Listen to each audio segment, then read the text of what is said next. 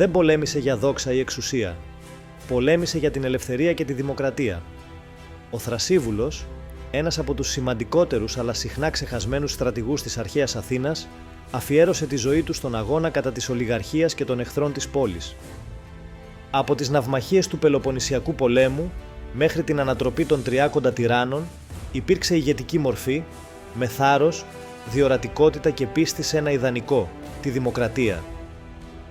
Η ιστορία του είναι μια πορεία γεμάτη μάχες, πολιτικές ανατροπές και τελικά μια απροσδόκητη και άδοξη κατάληξη.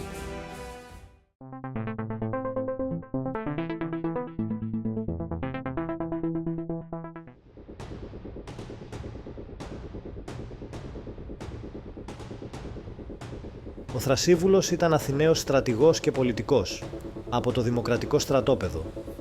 Έδρασε κατά τη διάρκεια του Πελοποννησιακού πολέμου και στα πρώτα χρόνια μετά τη λήξη του.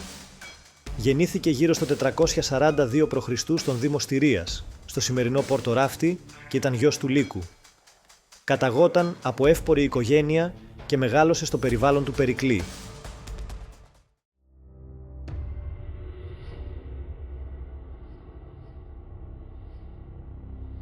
Το 411 π.Χ., κατά τη διάρκεια της ολιγαρχικής κυβέρνησης των 400, ο Θρασίβουλος βρισκόταν στη Σάμο, ως τριήραρχος του Αθηναϊκού στόλου.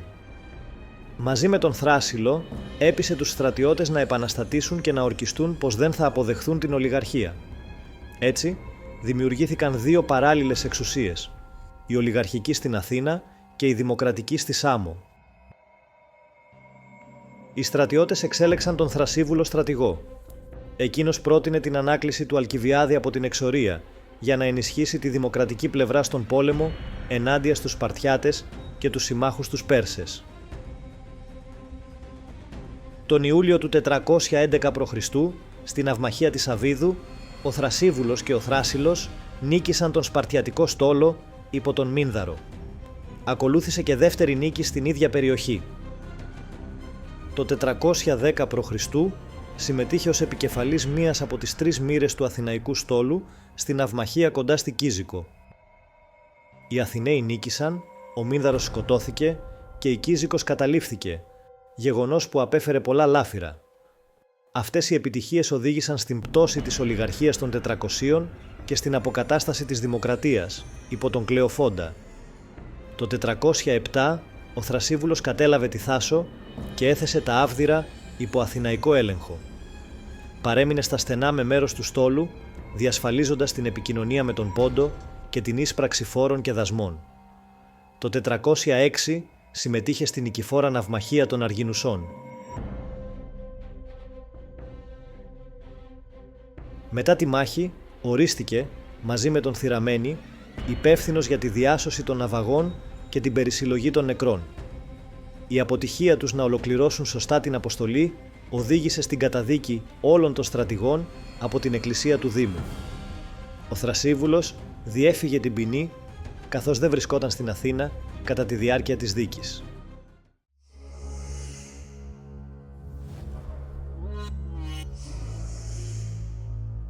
Μετά την ήττα της Αθήνας από τους Σπαρτιάτες τον Απρίλιο του 404 π.Χ.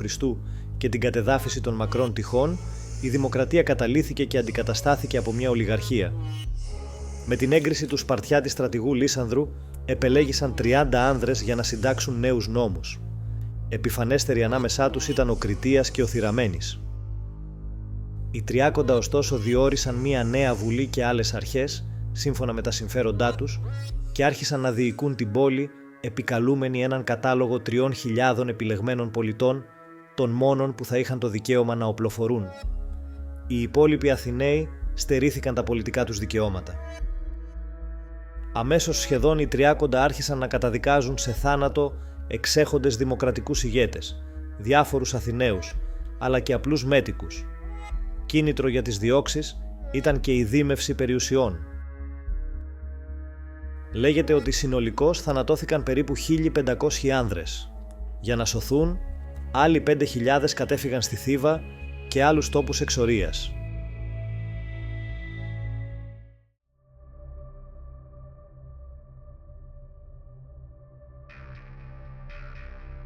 Ο Θρασίβουλος είχε εξοριστεί στη Θήβα. Εκεί οργάνωνε αντεπίθεση για να ρίξει το καθεστώς των τριάκοντα τυράννων. Συγκέντρωσε μόλις 70 άντρες και τον Ιανουάριο κατέλαβε το φρούριο της φυλής στην Πάρνηθα. Οι τύραννοι έστειλαν στρατό να τον αντιμετωπίσει, αλλά από την αρχή αντιμετώπισαν δυσκολίες. Έντονες χιονοπτώσεις τους εμπόδισαν να πολιορκήσουν το φρούριο και αναγκάστηκαν να στρατοπεδεύσουν αρκετά μακριά. Ο Θρασίβουλος, του οποίου οι δυνάμεις μειονεκτούσαν αριθμητικά, επιτέθηκε ένα πρωί ξαφνικά και βρήκε τους αντίπαλους απροετοίμαστους. Οι ολιγαρχικοί με τους Σπαρτιάτες ιτήθηκαν και ο Θρασίβουλος συνέχισε την πορεία του μέχρι τον Πειραιά, όπου κατέλαβε το φρούριο στο λόφο της Μουνιχίας, τη σημερινή Καστέλα. Ακολούθησε μάχη, στην οποία νίκησε για ακόμα μία φορά ο Θρασίβουλος και οι Δημοκρατικοί. Στη μάχη σκοτώθηκε ο Κριτίας και άλλοι σημαντικοί άρχοντες. Οι τριάκοντα τύραννοι βρίσκονταν ένα βήμα πριν την απόλυτη κατάρρευση. Οι ολιγαρχικοί εξέλεξαν 10 νέους άντρες για να διαπραγματευτούν με τους Δημοκρατικούς. Οι Σπαρτιάτες έστειλαν μισθοφόρους και 40 πλοία για να αποκλείσουν τον Πειραιά, αλλά η διαμάχη έληξε χωρίς άλλες σειράξεις.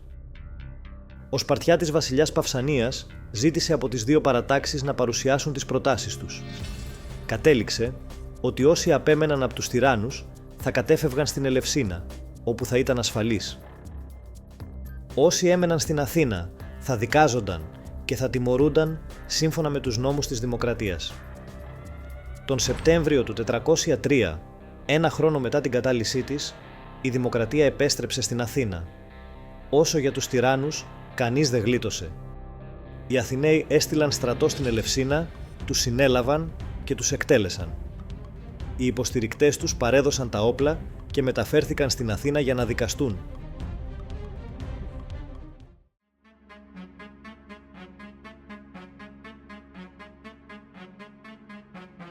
Κατά τα επόμενα χρόνια, ο Θρασίβουλος συμμετείχε ενεργά στον βιωτικό Κορινθιακό πόλεμο, αναλαμβάνοντας δράση κυρίως στον Ελλίσποντο, τον Βόσπορο και τη Θράκη.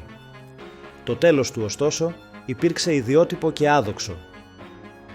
Γύρω στο 388 π.Χ., όταν έφτασε στην άσπενδο της Παμφιλίας, που βρίσκεται στο σημερινό Μπελκής της Τουρκίας, ανυποψίαστος για τα γεγονότα που είχαν προηγηθεί, βρέθηκε αντιμέτωπος με την οργή των κατοίκων. Εξαγριωμένοι από τις λαιλασίες που είχαν υποστεί από τους στρατιώτες του, οι κάτοικοι τον περικύκλωσαν ευνηδιαστικά και τον σκότωσαν, βάζοντας έτσι ένα παράξενο και άδοξο τέλος στην πορεία του.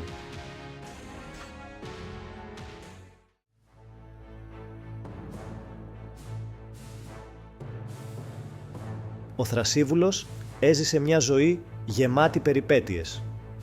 Όργωσε τον ελλαδικό χώρο και το Αιγαίο, πολεμώντας στη στεριά και στη θάλασσα, και βρέθηκε στο επίκεντρο πολιτικών ανατροπών και συγκρούσεων. 2 φορές στάθηκε σωτήρας της Αθηναϊκής Δημοκρατίας. Την πρώτη πλαισιωμένος από συμμάχους, τη δεύτερη σχεδόν μόνος, ξεκινώντας από την εξορία με ελάχιστους άντρες. Το τέλος του όμως δεν τέριαζε στο μέγεθος της προσφοράς του. Σε τόπο μακρινό, μακριά από την πόλη που υπερασπίστηκε με όλη του τη ζωή, έφυγε άδοξα. Για τους αρχαίους, η δόξα ανήκε σε όσους έπεφταν στο πεδίο της μάχης. Έτσι, η μνήμη του δεν εξυψώθηκε όσο άλλων στρατηγών. Κι όμως, η αλήθεια παραμένει. Ο Θρασίβουλος υπήρξε σωτήρας της Δημοκρατίας στην αρχαία Αθήνα, γεγονός που καθόρισε ανεξίτηλα την πορεία της. Κάθε εποχή χρειάζεται τους δικούς της Θρασίβουλους, εκείνους που τολμούν να υπερασπιστούν την ελευθερία και τις αξίες της δημοκρατίας. Κάντε like και εγγραφή στο κανάλι για να συνεχίσουμε να μοιραζόμαστε τέτοιες ιστορίες. Μην ξεχάσετε να μας ακολουθήσετε στους λογαριασμούς μας σε TikTok, Instagram και Facebook για ακόμα περισσότερες ιστορίες, εκπλήξεις και ενδιαφέρον περιεχόμενο.